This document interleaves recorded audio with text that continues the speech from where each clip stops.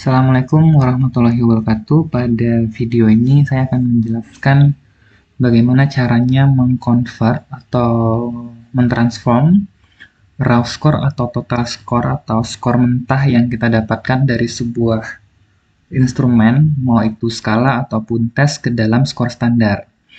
Nah, jadi misalnya skenarionya adalah kita punya data itu kita dapatkan dari hasil tes yang kita lakukan. Jadi kita bikin alat tes atau bikin skala atau bikin instrumen baru gitu ya, atau tes baru. Kemudian kita mau bikin norma gitu ya. Jadi itu adalah prosesnya mentransform total skor yang kita dapatkan ke skor standar. Nah, caranya begini.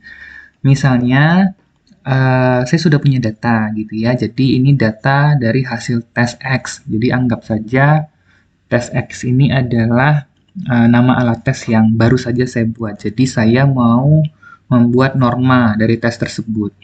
Nah, dapatlah hasil setelah saya administrasikan ke responden, dapatlah hasil seperti ini misalnya. Nah, ini kan raw score ya, total dari skor pada sebuah tes. Nah, yang namanya raw score itu tidak ada yang bisa kita interpretasi.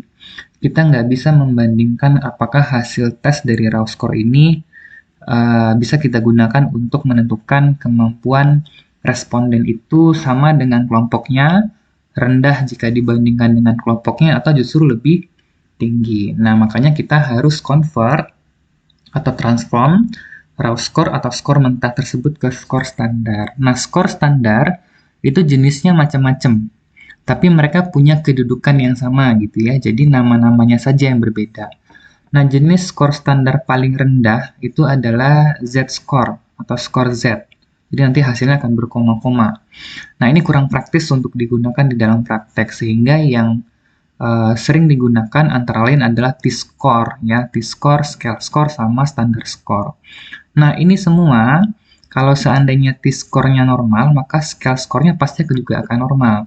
Begitu juga untuk standar score-nya, gitu ya. Jadi ini cuma berbeda istilah, namun mereka punya kedudukan yang sama, gitu ya.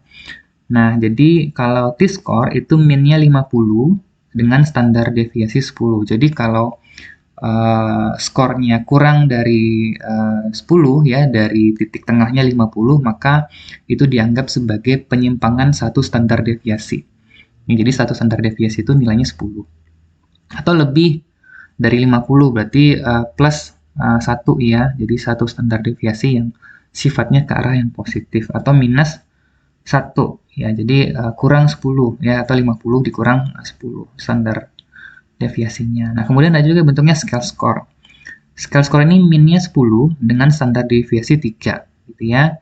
Jadi kalau plus 3 berarti dia skornya lebih tinggi dari satu standar deviasi. Kalau minusnya 3 atau minus 1 ya. Jadi minus 1 itu kalau di scale score pengurangannya 3 gitu ya. Itu berarti lebih rendah satu standar deviasi jika dibandingkan dengan kelompok. Nah, kalau standar score, nah ini juga yang paling ramai dipakai di beberapa alat tes, itu minnya yang 100 dengan standar deviasi 15. Nah, kalau kita perhatikan bell kurva ini, kedudukannya sama gitu ya. Jadi kayak T-score atau T-score itu minnya 50, nah titik tengahnya memang 50 average-nya. Nah, standar score 100 dengan scale score juga 10. Jadi ini kedudukannya sama. Nah, yang berbeda itu sebenarnya cuma nominalnya saja. Jadi nanti bebas mau pakai T-score, scale score, atau standar score, itu nggak ada masalah. Jadi misalnya yang T-score dengan min 50 dan satu standar deviasinya itu nilainya adalah 10. Jadi kalau 50 kurang 10, nah berarti ini udah menyimpang secara negatif satu standar deviasi. Artinya yang dikatakan normal itu adalah 40 sampai 50 dan 50 sampai 60. Jadi 40 sampai 60 itu dikatakan sebagai skor yang average. Nah, kemudian 85 di sini ya, kalau mau menggunakan standar skor 85 sampai 115 itu masih masuk ke dalam bell kurva yang average atau standar, atau sesuai dengan kelompok yang kita tes atau kelompok usia. Nah, kalau scale score itu 7 ke 13. Nah, nanti kalau di atas 13 itu berarti high average. Kalau di atas 115 itu juga high, average, dan seterusnya, dan seterusnya. Nah, sekarang bagaimana caranya mengconvert skor ini ke dalam skor Z gitu ya, dengan cara kita bisa menggunakan SPSS.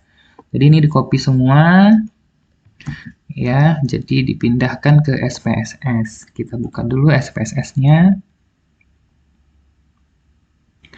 Kita tunggu sebentar, masih mikir SPSS-nya. Jadi di sini variabelnya tulis saja skor ya. Skor mentah atau raw score. Nah, kita copy paste aja supaya enak dilihat, desimalnya dikasih 0 aja ya, atau nggak ada desimal sama sekali. Nah, kalau sudah seperti ini, kemudian analyze, descriptive, dan descriptive lagi.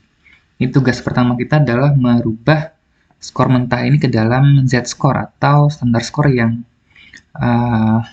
sebenarnya ini jarang dipakai, tapi memang harus dirubah dulu ke dalam Z-score-nya. Nah, setelah dipindahkan ke kotak sebelahnya, maka dicentang save standard value. Kemudian OK. Nanti akan keluar hasilnya seperti ini. Nah, kalau sudah keluar seperti ini, nanti ini dikeluarin aja. Ini nggak butuh. Nah, jadi secara otomatis keluar ya Z-score mentahnya. Nah, inilah yang dianggap sebagai skor standar. Tapi kan ini kurang praktis digunakan gitu ya, meskipun ini bisa digunakan untuk menyimpulkan apakah skor yang kita dapat itu masuk ke dalam rata-rata usianya di atas atau di bawah rata-rata usia atau kelompoknya. Nah, sehingga PR kedua itu adalah transform compute variable. Nah, di sini kita coba dulu misalnya contohnya t-score. Jadi ditulis aja nama variabel t-score. Nah, kemudian numeriknya. Numeriknya tadi kita harus ingat bahwa t-score itu min-nya 50. Berarti di sini ditulis 50. Kemudian ditambah, buka kurung. Ditulis di sini standar deviasinya itu, kalau t-score kalau nggak salah 10 ya, di 10. Kemudian dikali Z-score-nya. Diklik saja di sini 2 kali. Nah, tutup kurung lagi. Oke. Nah, ini di close saja. Nah, keluar hasil t-score-nya. Kemudian, oh saya nggak mau pakai t-score, saya maunya pakai scale score. Ya sudah, berarti transform lagi. Compute. Nah, jadi kita ganti nama variabelnya. Scale score, misalnya kita maunya pakai ini. Nah, karena scale score itu min-nya 10, maka ini diganti jadi 10. Dan standar deviasinya menjadi 3 ya, karena memang secara bell kurva kalau scale score itu min-nya 10 dengan standar deviasi yang 3 ya. Nah, ini seperti ini saja, jadi langsung di OK. Selesai. Nah, muncul scale score-nya. Nah, sekarang saya maunya pakai standar score saja ya. Sudah ditransform lagi, compute. Ganti namanya jadi standar. Ya, standar score dah gini aja. Nah, standar score berapa? Min-nya kan 100. Jadi ditulis 100 dengan satu standar deviasinya berapa? 15 gitu ya. Oke. Nah, keluar hasilnya. Nah, karena ini masih berkoma ya kita hilangin aja ya. Tapi kalau nggak dihilangin, nggak masalah juga. Ini tergantung selera saja. Nah, kalau sudah, ya sudah kita copy paste aja ke yang Excel. Nah, jadi kita copy paste di sini. Ntar dirapikan dulu. Nah, coba sekarang kita baca hasilnya. Jadi ini adalah skor mentah. Jadi skor mentah ini nggak bisa disimpulkan. Sehingga dia harus dirubah dulu step pertama ke Z-score. Nah, kalau sudah ada Z-score-nya, baru bisa di convert atau transform ke standar score atau tipe dari skor yang standar gitu ya. Bisa T-score, scale score, atau standar score. Ambil satu contoh, misalnya katakanlah yang ini. Jadi di sini dengan skor 98, kita bisa simpulkan bahwa kalau populasi yang sama kita tes dengan instrumen ini, kalau dia dapat skor 98, maka yang menjadi pertanyaan adalah apakah skor ini masuk ke dalam kategori rata-rata di atas atau di bawah. Nah, kita lihat saja kalau skornya 98, maka T-skornya adalah 60. Pertanyaannya, apakah 60 ini masuk ke dalam kategori rata-rata, di atas atau di bawah? Nah, kita cek aja bell kurvanya. Gitu ya. Jadi, kalau untuk T-score, berapa ke berapa yang dikatakan average. Nah, kalau T-score di sini, T-score. Nah, T-score ini kan range average-nya itu di 40 sampai 60. Jadi, kalau seandainya ini 60, ya kalau 60 berarti kan high average. Jadi, dia plus 1 ya. Jadi, di atas rata-ratanya itu sebesar 1 standar deviasi atau 10 poin gitu ya. Nah, jadi ini kita bisa simpulkan bahwa untuk skor 98 itu masuk ke dalam kategori average. Nah, sekarang gimana kalau seandainya pakai scale score ya? Kalau pakai scale score, lihat aja kalau scale score di sini dikatakan average kalau 7 sampai 13. Nah, ini berhubung dia 13, maka dia dikatakan juga masuk ke dalam kategori rata-rata.